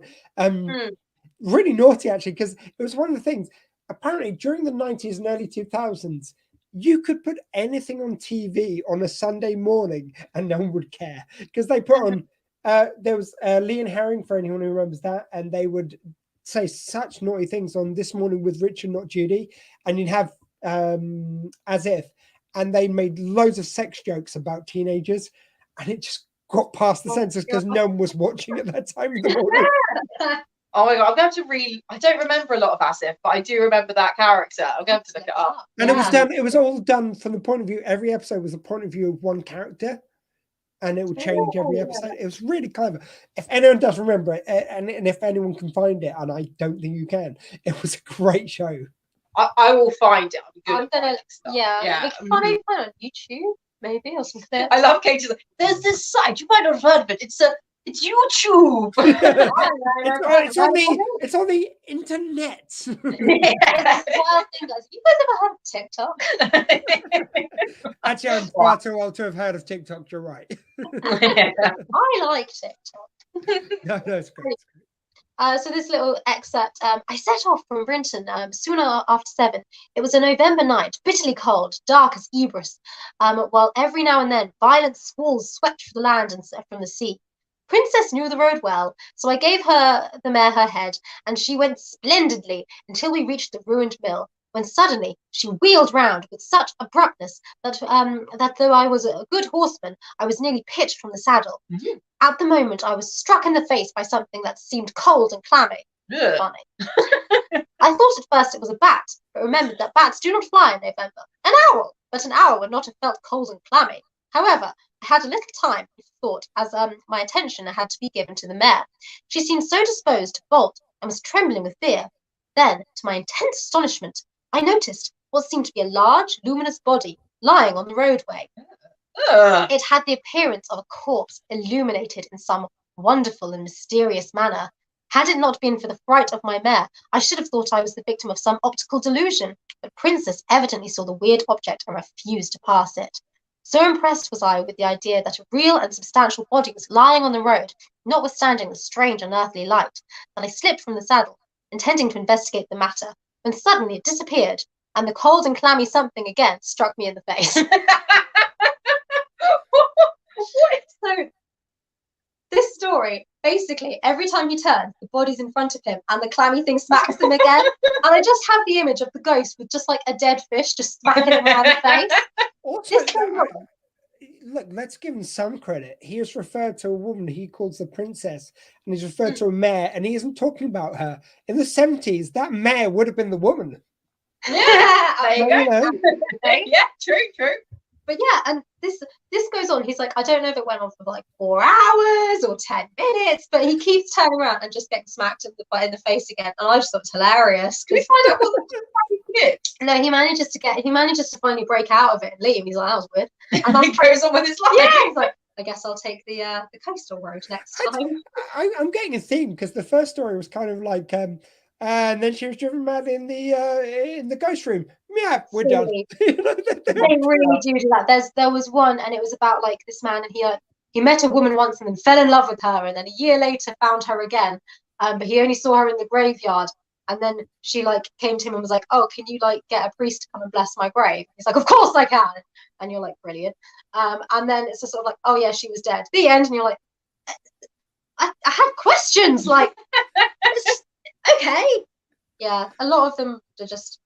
I feel like by that point in the Victorian storytelling, you know, the fires died down, and they're like, "Look, I won't go to bed. Father Christmas is on his way." It's night time, lads. That time, and then they all died at the end. A random fact. You see, I will forget people's names. I will forget events which are very important to me. But one thing I will remember is random trivia, and one of the ones I remember is the term burning the candle at both ends. Do you know what that means? I know it means in like modern terms, but I don't know where it comes from. Yeah, burning the midnight oil. As opposed to no, the idea was because back then you had to burn the candle depending on the daylight. When someone would work late, they would burn the candle in the morning and in the evening. They would burn the candles at both ends of the day. Oh, that's cool. I like that. Using far too much wax. I was going like I had this picture of them holding it in the middle and going, it's like, right, I dare you. Like light at both ends. Yeah, I suppose if I was to think about it, I'd think the same. Or like, you know how you're going to have to melt the end of the candle a bit to get it to stick in the candlestick? But I'm wondering if it's too rude to say what we learned about Victorian candles the other day. So, if you can PG it up. So, we recently read Dracula, and there is a line in that where they're talking about wax stripping down a candle, and the language they use around that is I think suggestive is putting it light. It's not suggestive. They literally describe the wax stripping down as what a man might produce when he's very happy. Yes. Right. And I was like, come on, guys, like be a little bit subtle. So I looked up and I was like, is that word ever used to describe wax? And Google was like, no. And I was like, no. That Bram Stoker is a dirty boy. He's a dirty boy, dirty, and he is not subtle. But then we learned. By the way, his great grandnephew Dacre Stoker, who I've interviewed, and he's talked about the original telling of Dracula and all the things which led into it. He's talked about he genuinely is fascinating. He talks about how different, like the fact that he had a blood disorder. And the fact they wrote about Dracula as a bloodsucker, so much went into the story from his actual life. I don't think he ever mentioned that. Is all I'm going to say. And I don't think Dacre, lovely guy, Dacre, not datty at all. He's a datty. Well, one thing that is in Dracula, there's someone who's obviously keeps getting deprived of blood because Dracula keeps coming and having a little midnight snack. Yeah. And she just gets blood off like whoever's like around and willing to give some, and they kind of like prioritize her fiance giving it to her. But there's nothing about like blood types or anything like that because that wasn't known at the time. So like, oh, you're gonna kill us! Stop pumping us full of randos blood. Like she's not gonna like her. So I guess if he had a blood complaint as well, but he probably wasn't doing so well either.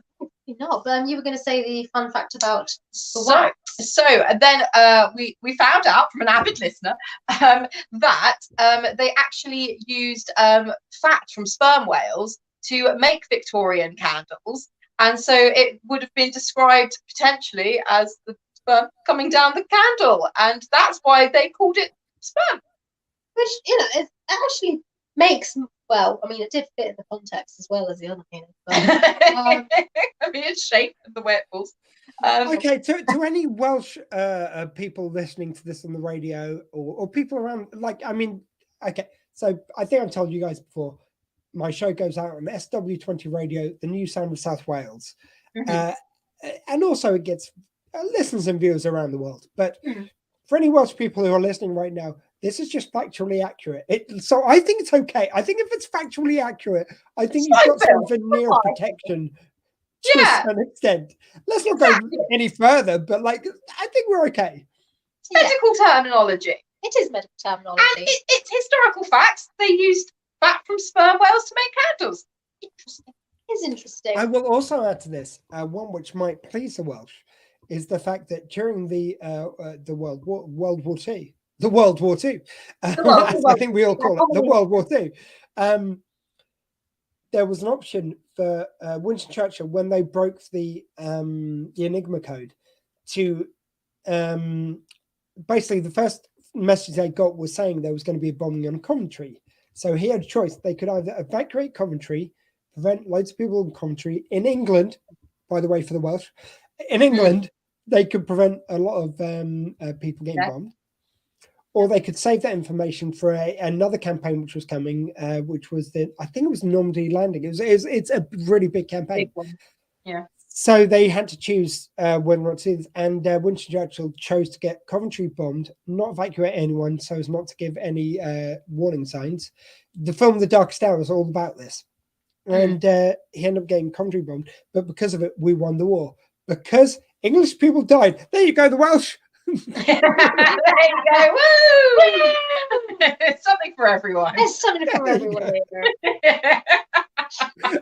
And this is all said in humour, by the way. I know the Welsh people don't want the English dead. It's all good. Well, we're part Welsh and we're not so fond of it. Yeah, I can't believe it, you know. No, I'm quite Irish, so I'm not going to pick at that thread too much myself.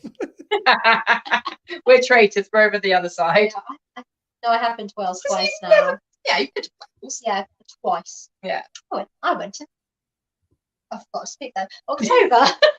You're right. I'm a just felt everything shut down. Like I have no idea. Where? Who am I? What's happening? Like, everything went. I was like, no, I've run out. What I've worked out is if we can milk this for 4 more minutes, I think I can make a 2-parter out of this. So, guys, what's going to be covered next in the Unclassical podcast?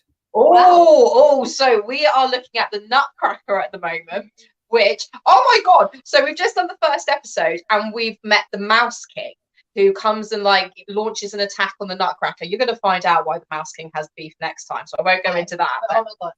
I feel like this should come with a trigger warning, because when Marsha introduced the Mouse King, I accidentally called him the Rat King.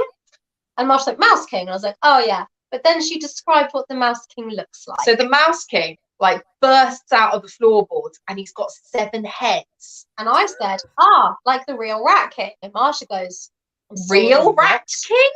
And so there is like a mythological creature, if you like, I'll put inverted commas, of a Rat King, which is like I think he's in a lot of like Norse mythology, that he lives in like old like sewers and that kind of thing. He's like a ball of rats. He's a ball of rats and everything, and he kind of collects secrets.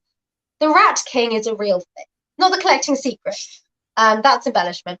But rats sometimes do actually genuinely, for real, get tangled together and live like that, because it happens when they're young and they're all like in their nest and they get stuck together.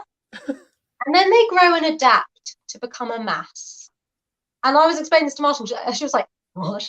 When I read about the Mouse King with 7 heads, I was disgusted and freaked out enough when I thought this is just a figment of someone's imagination. And then I found out they can be real. They also get squirrel kings too. It happens to squirrels. So it's just, yeah. No. That's a real life. Do they fashion little crowns?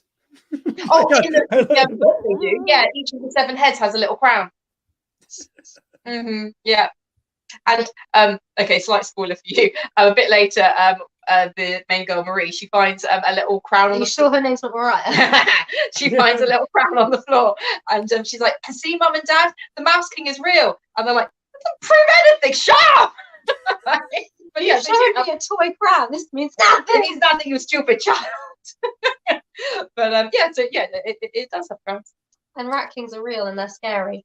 And I will say genuinely, it like what they're describing right now sounds like a hellish nightmare-scape. Oh, really? If there's anyone who can make it funny, it's these 2 ladies. Genuinely, I every year I look forward to Squee Fest. right, okay. There's two reasons why you guys end up with the 8 a.m. slot. The first one is you agreed to do it, which was your first mistake. That's a big one.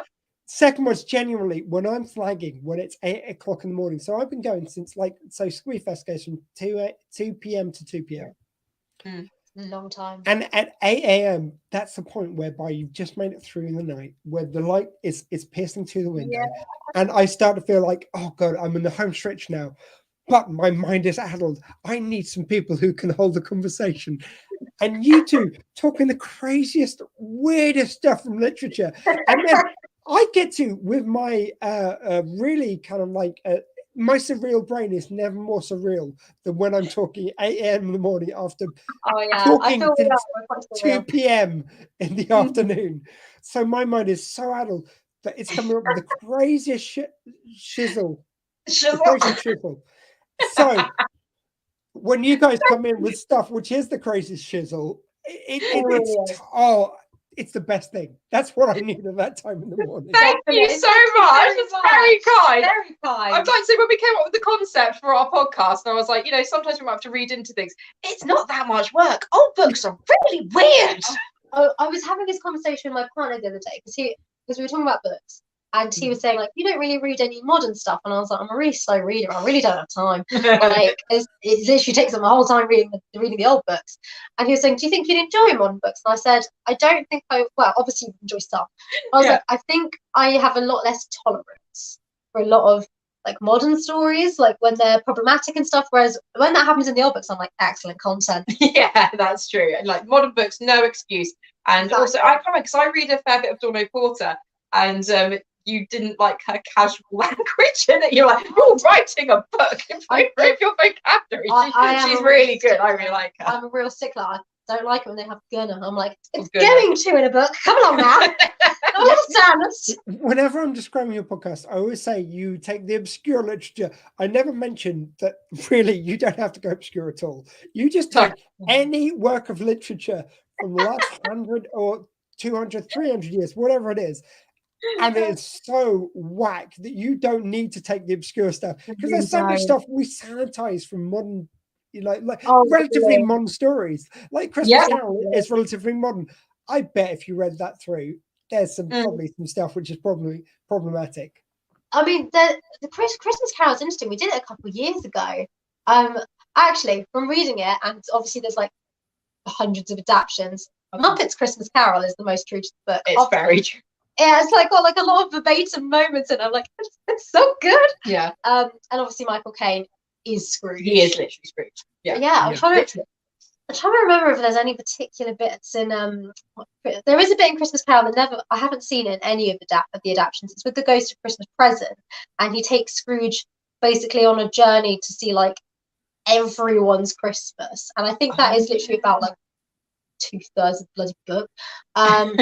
It's a really long passage being like, and then we went on a ship and there was someone who was having a party, and it just like lists off all the different types of Christmas you could have.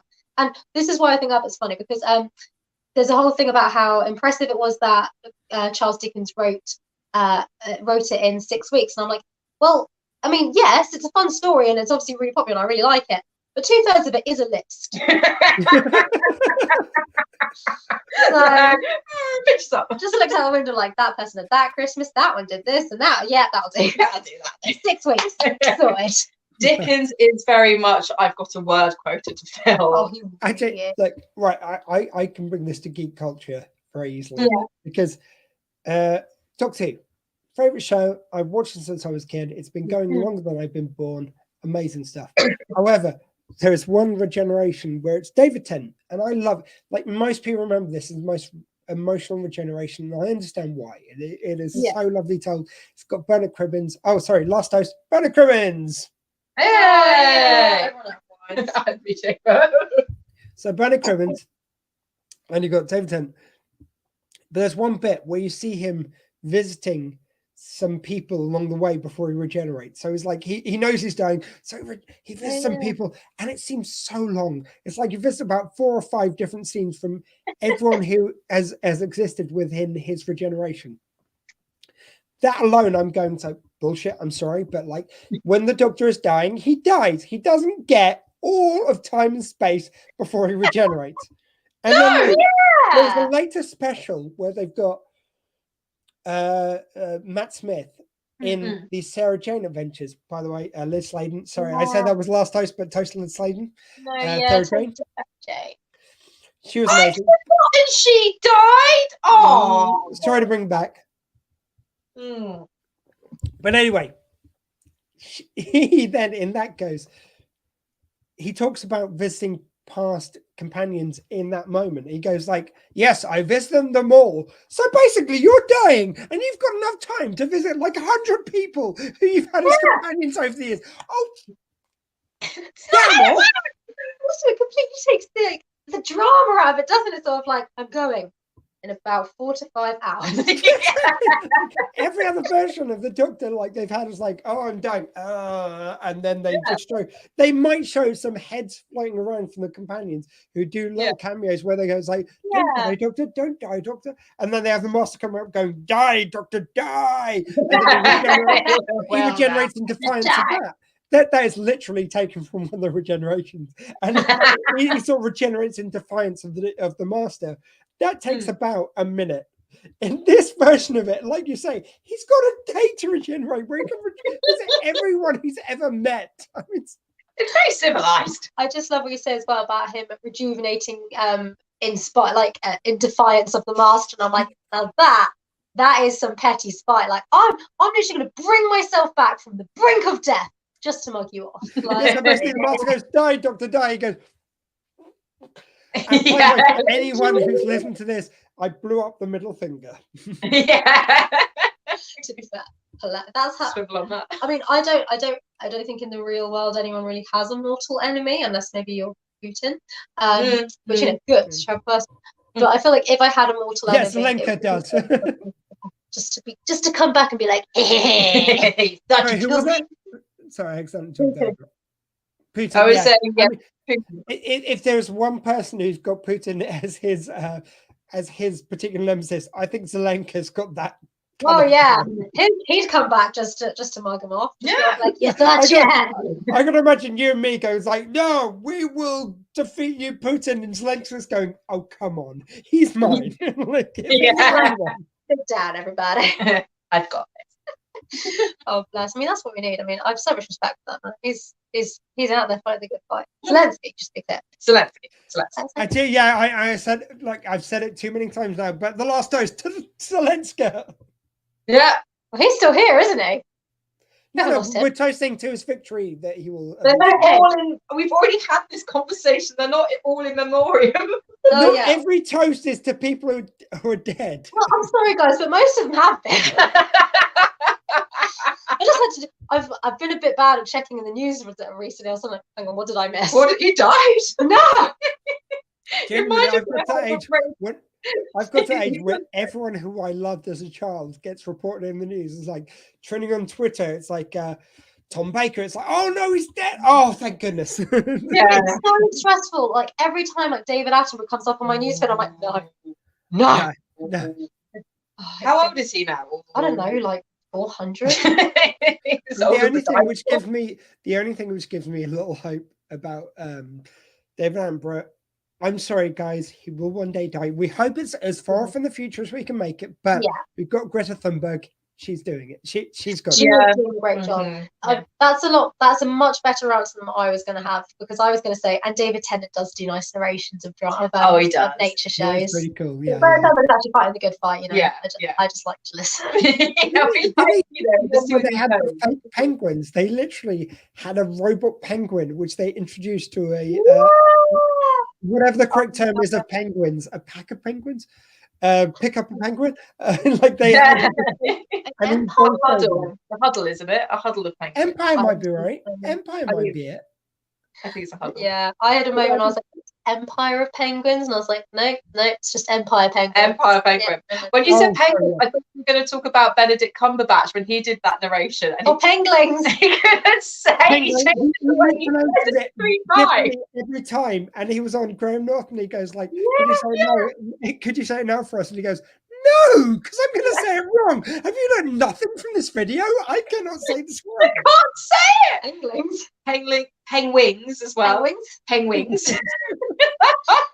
Penguins. Seriously, I mean- anyone who's watching this now on the part 2, as I'm imagining it in the between Christmas and New Year, if you're listening to this right now, look up it's Benedict Cumberbatch. Cumberbatch saying penguin. Just Yeah. look that up and you will find the YouTube video Audacity. compilation.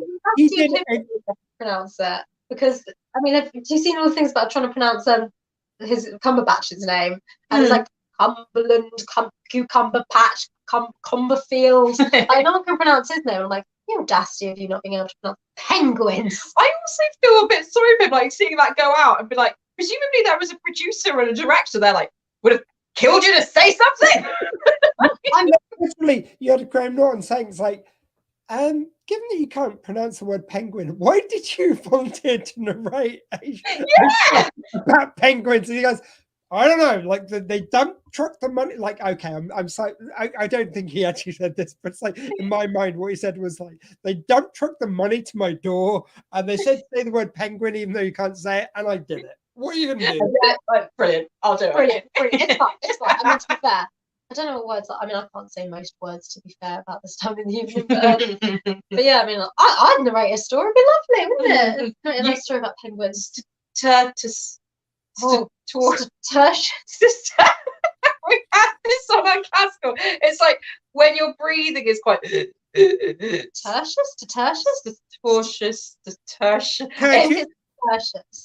Not sturgeon. Yeah, sturgeon something else.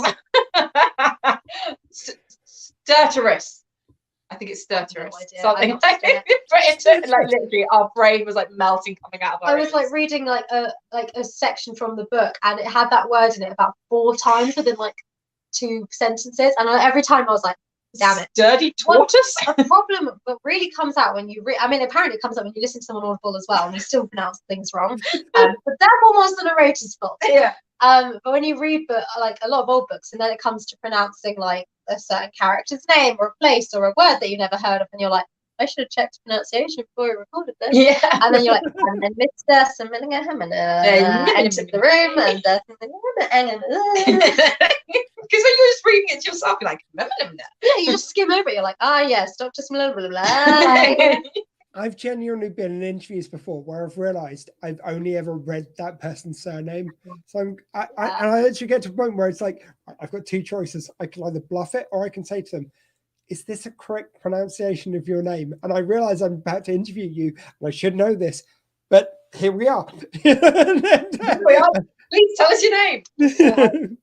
I get a lot of students come and see me, and yeah, because like they say they want to come see me, I get an email from them, and sometimes you're looking at their name and like I literally look up beforehand in some cases. I'm like, how do I pronounce this name? And sometimes Google is helpful, sometimes it's not, and then they have to come in and I'm like, hi, and like I try to be like, how do I pronounce your name? And then they're like, don't worry about it, and I'm like, no, please let me pronounce your name right, like. You should have your name pronounced right. Did you never have that when you were doing children's parties? I'd have that. You'd have to come in and be like, hi, it's your birthday. Like, you should know the birthday child's name. Like, I don't know how to pronounce it. Worst was when you'd find the birthday child and you'd be like, cool, so you're dressed as Spider-Man. Fine, no problem. And then they get changed halfway through and you're like, look, I have no idea which one of these small people with. Like, yeah. I'd always be like, where's the birthday child? Yeah, I forgot the names most of the time, and then I was like, birthday girl! You're the birthday girl. That's your name now. Yeah. You are birthday. You are birthday. And now we're going to sing happy birthday. I'll just bluff it. Happy birthday, dear birthday girl. I'm pretty sure. The worst is as well, when you're the entertainer, you kind of have to lead the singing. Yeah. So it's like, happy birthday. You are going on. Yeah, I never had any idea what was going on. I don't know how I got away with that job as long as I did. No idea. We were not good. You're better than me. I would just like to round this off with a little toast to. He's not here right now. I'm sorry he couldn't make it, but here's to editing Dr. Squee. Good luck to him. And to the ladies, of course, of Unclassical. Thank you, Marsha. Thank you, Katie. It's been a really wonderful time. I hope this makes any kind of sense to your listeners, and they're not going, "Who's this weird guy who's interrupting you a lot?" No, No. not at all. No, I was going to say all our podcasts are some kind of weird fever dream chaos. So as long as it makes sense in some form, yeah. So don't envy you editing. No, I'm Well, not you're gonna on the fall- right show then. Yeah, good. We're with our Alright. people. Yeah, we By the found way, out I'd like to point out this is not getting edited for content. At best, this is getting edited for swear words. That's it. Good. That's Yeah. how I like Yeah. it. Perfect. Well, thank you so Thank much. you so much for having us. It's been a Well, full thank Yeah, time. it's lovely. So we've got some comments. Christy Wood has said hello. Oh, And hello. then there's a lot of people from a porn site who've said hello in some other ways, which I will not repeat right now. Hello. Hi, boy. Hi, boy. Why Which I are you think reading that particular Find your chat love in the bubble? city. So if anyone wants to find their love in the city, go to xxx69.online and you can find your love in the city. Well, there you go. It can be a lonely time of year. Yeah, there you go, everyone. Just go there. Please do not visit those sites. Please don't. I've been Dr. Squee. With me has been Unclassical. And Marsha and Katie. Martin and Katie, those are our names. and until the new year, please be kind to each other and to yourselves. Take it easy out there. Thank you so much. Thank you very much. Bye. Thank you very much. He said trying to find the exit music because he did not line this up. Bye all. Oh.